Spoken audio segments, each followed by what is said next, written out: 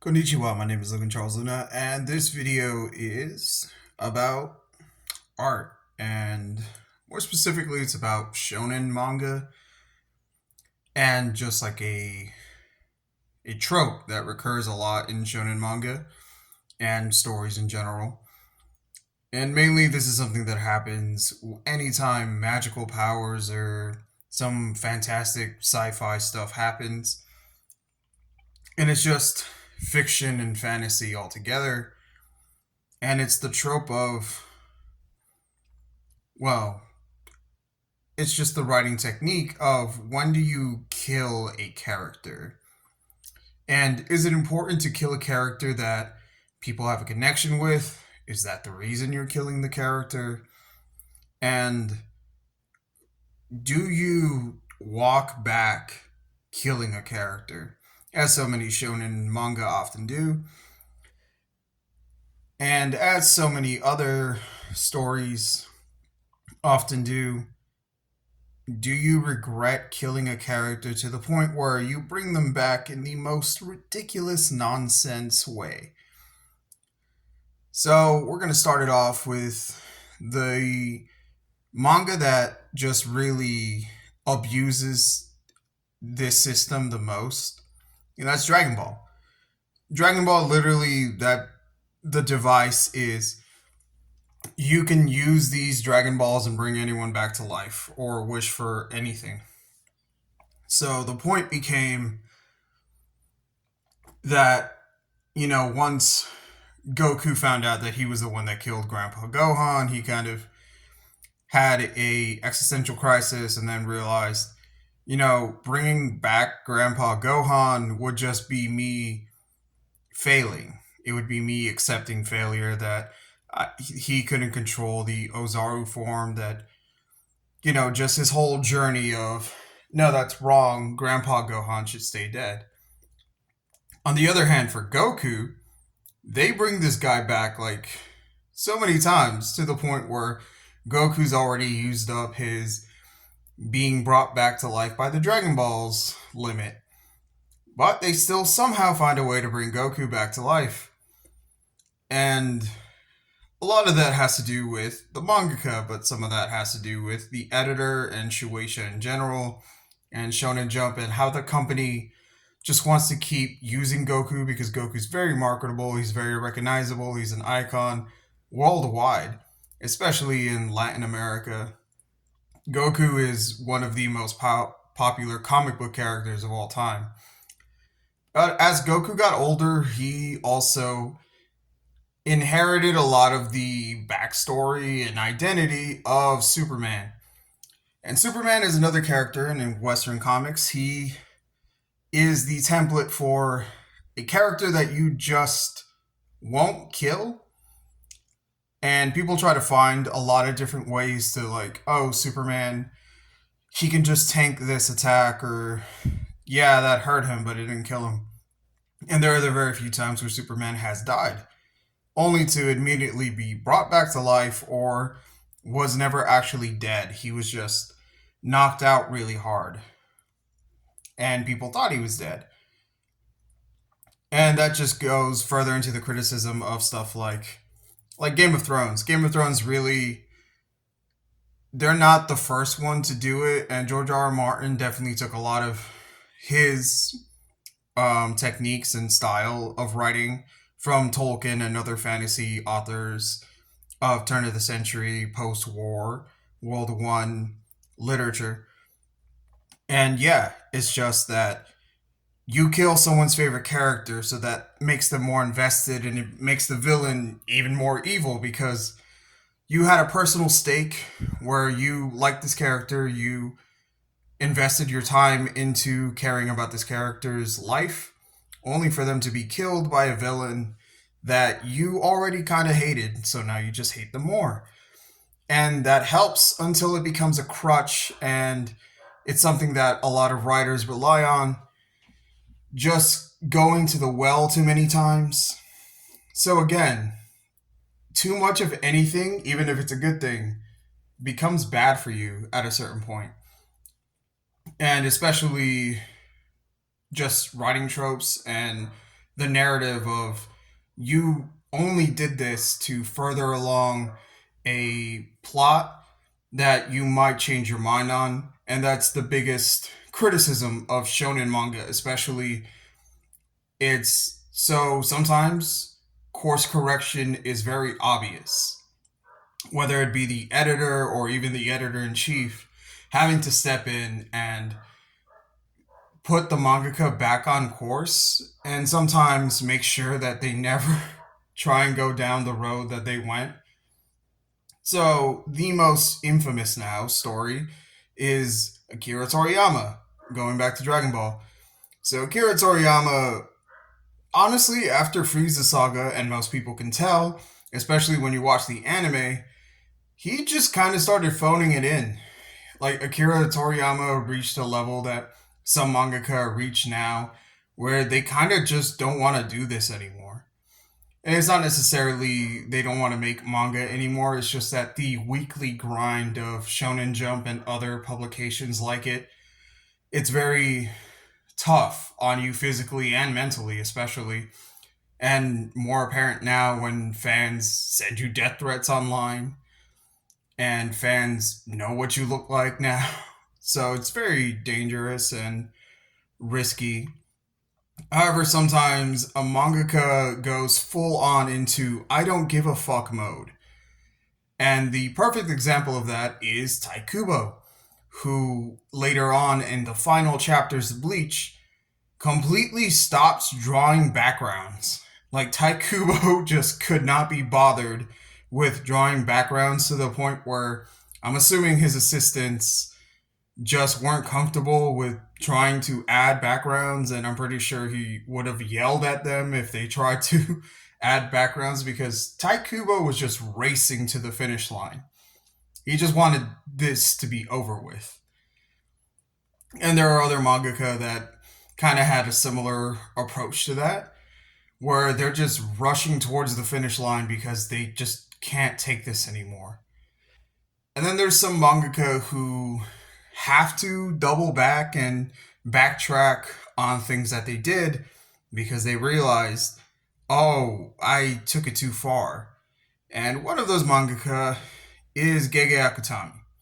So now we go into the conversation of plagiarism in just literature and anime and manga. So there's a lot of tropes and genres that people pull from because if it ain't broke, don't fix it. However, sometimes in trying to change it and make it new and original, people fall into the trap of The Simpsons. That's just the example I'm going to use because it's the longest running thing that's existed in the modern era. The Simpsons has been around for a long time. Everyone knows what The Simpsons is. They've heard about The Simpsons. And that's the problem that some stories have. They use something that worked in the past, but just falls flat in today's age. Be it because people are more intelligent, people are actually looking to other types of media and entertainment so that they can tell what you're doing.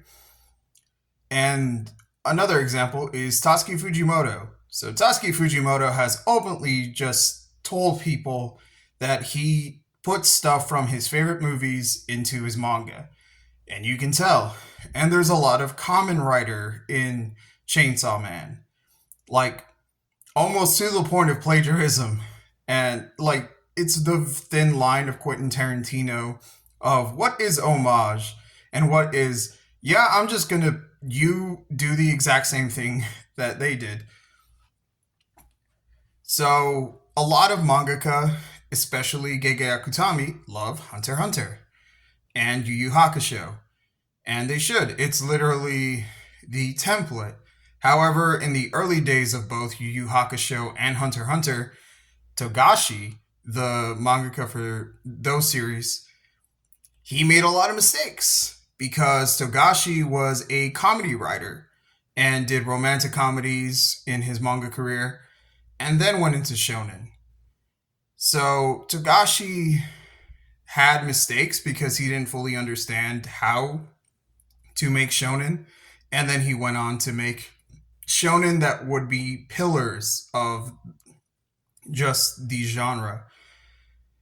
And therein lies the problem because a lot of mangaka try to achieve the same thing that Togashi did, and they completely fail.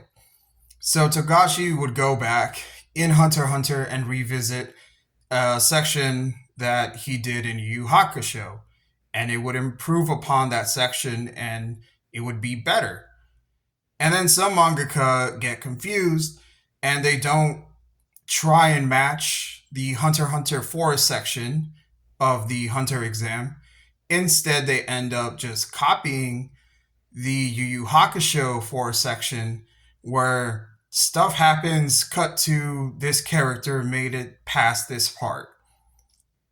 And that was mainly because Togashi was trying to find a way to keep things interesting and mysterious because there was a mystery behind that forest section of Yusuke's training arc with Kuwabara. And the mystery was who is the evil villain, who's the bad guy.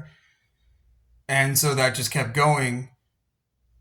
And unfortunately, stuff like Naruto really messes up the forest section because it's just overdone and too much stuff happens. Too many things get referenced in a single segment. And it just becomes one of the bad episodes of The Simpsons or Family Guy or Rick and Morty, whatever animated comedy series that you're a fan of. You've noticed that they've done that where they just reference too much stuff. And it does become a very too many cooks situation where it's just ridiculous to the point of, is somebody going to get a cease and desist because it's just straight up plagiarism? And sometimes people hide under like, oh, the First Amendment and parody, but there's only so much you can do in that aspect where eventually, yeah, it does become like, well, you're just ripping this off and you're not doing a good job at it because you're taking all the stuff that sometimes people have a criticism about. And now to the main point of this whole video. Mahito becomes evil in the most outrageous ways. And then Mahito, I guess this would be a spoiler for anime onlys, he kind of just gets taken out. Mahito gets put in a box, in a little ball, and you just kind of don't see him for a long time. Just like how you don't see Toto and a bunch of other characters for a long time because they just kind of get sidelined. And here's the annoying thing and the problem I have with the Nobara versus Mahito thing. So in the anime, she just stands there and lets him hit her in the face like an idiot. And in the manga, at least she was trying to hit him. She was trying to go forward and hit him. So it makes a little more sense there. However, the big major part is Gege Akutami's flip-flopping, which is both in the manga and the anime. And that's why people have hope or cope with the fact that Nobara might be alive. Because it's never outright like, oh, she is dead. Because everyone comes with a, now she could be alive. She could be dead. And so Nobara, oddly enough, becomes Schrodinger's cat for Jujutsu Kaisen. And yeah, it's just annoying because that tends to happen some other times. And like when the character dies, they're supposed to die. They're supposed to be dead. And that's the hard thing with shonen not truly fully understanding that. That's why seinen is more hardcore for when people read it, because when a character dies, they often die brutally and they're gone. They're never coming back. Like they might show up as a flashback or as a ghost. But when someone dies, they're dead. And another example of a shonen series adapting to that concept would be JoJo's Bizarre Adventure. For a lot of times, JoJo characters just kind of eke their way out of surviving terrible things happening to them. But the first and most impactful permanent they're never coming back death of JoJo's Bizarre Adventure, and I'm not including Jonathan because Dio brings his body back. So Caesar Zapelli just dies. Like, he dies. No one could have saved him. He just dies. And he gets the respect of his opponent. And he gets the ring for Joseph. But he dies. Like, it's cruel. It's brutal. Because you really have come to bond with Caesar. And not just you. Like, there are a lot of characters who have a connection with him. And yeah, he just dies because it was his time. And then later on, there's a little. It's more of a gag, honestly, of Joseph surviving, falling from the sky into the ocean after being shot at from a volcano. And then you get some other very serious deaths. And part 4 handles is the best because Bruno gets brought back to life, but he has a time limit. And later on, he sacrifices what little time he could have had left to ensure that the team gets the win, to ensure that Diavolo loses. So Bruno sacrifices that. And there's really no time to be sad and somber or mourn for Bruno because you have to go right back into fighting Diavolo. And sometimes that's how life is. You can have someone close to you in your life, your friends, your family, your pet, and they just die. And a lot of the time, the world doesn't give a fuck about what you're going through, what just happened to you. You have to move on. You just have to continue because they don't allow you that time. And it's really just frustrating how sometimes stories don't really take that into effect, and it could totally be based on personal experiences. Because sometimes a writer has a really nice, sheltered life. Calling forth like Alan Wake. Like, he had a really good life. He was afraid of the dark. His mom gave him a clicker, and everything just went away. And over time, Alan kept making problems for himself.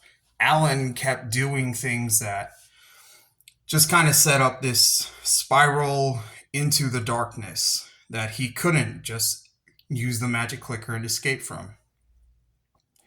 And that's what happens in more like seinen stuff. Guts can't just disassociate, he can't just escape. And most of the time, he can't even move on because the world just won't let him. And the world isn't fair. However, Guts is different than other characters because he sort of goes into autopilot mode. Guts truly is someone who didn't even want to exist. Guts would have deleted himself a long time ago. However, he has to persist and he has to fight. One, because it's the only thing he knows how to do, and two, because no one else will.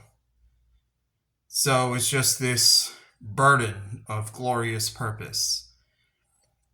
And yeah, it's just really annoying when certain characters get built up only to be brushed aside, and it's just a mistake that keeps getting repeated over and over again. Going back to finish this up with Dragon Ball. So, Androids 19 and 20 were the big bads of the Android saga.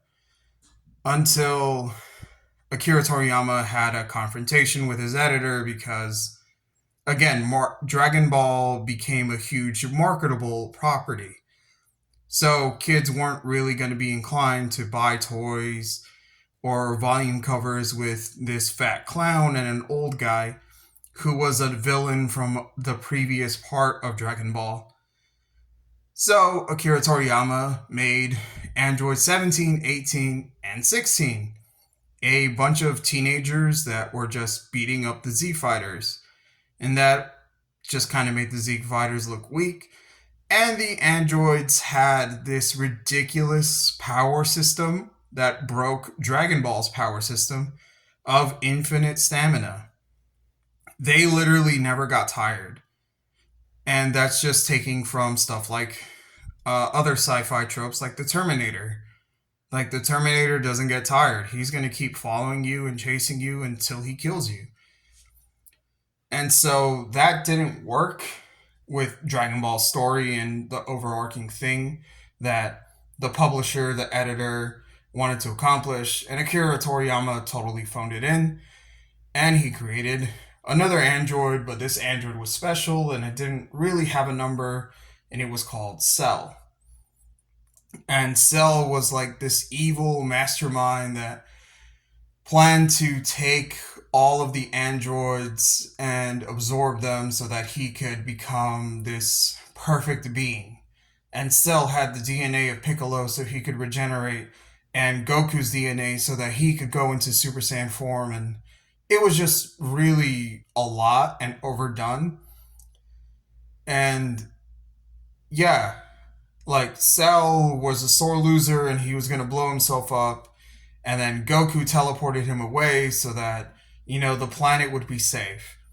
Only for Cell to come back from a literal, like, atom or microorganism or just like a tiny bit of cell left.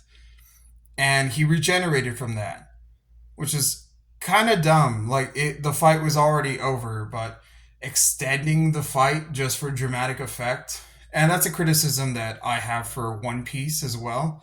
The fights that Luffy has get really drawn out. And there's only 2 times that that's worked for the benefit to really make you like cheer on Luffy and hope that he triumphs over this evil. And the 2 times that, that's why these 2 fights are Luffy's best fights. Luffy versus Luigi, the first time at Impel Down when they're rescuing Robin and Frankie. And Luffy versus Katakuri, where Luffy legitimately has to buy time and stall one of the most powerful pirates in the world. And he has to hold him off for hours while the crew makes their escape while they're rescuing Sanji. And the 2 are very different, and that's what makes them great fights. With the Rob Lucci fight, Lucci is the strongest, therefore Luffy has to take him out. And Luffy has to make sure that somebody gets past Rob Lucci so that they can go rescue Robin. And with Katakuri, Luffy has no choice but to fight Katakuri. Not because Luffy is the strongest on the ship. In fact, there was the option of running. However, Katakuri made it abundantly clear that no matter how far they got, as long as Katakuri could try and get them, he would definitely do it. So Luffy trapped himself in a mirror world where he probably had no way of getting out in order to make sure that he could stop Katakuri from pursuing the crew. And that's something that was amazing. It was literally Luffy, honestly, at that point, sacrificing himself and giving up his dream to make sure that Sanji and everyone else would be okay. Alright, that's going to be it. This is a very long video.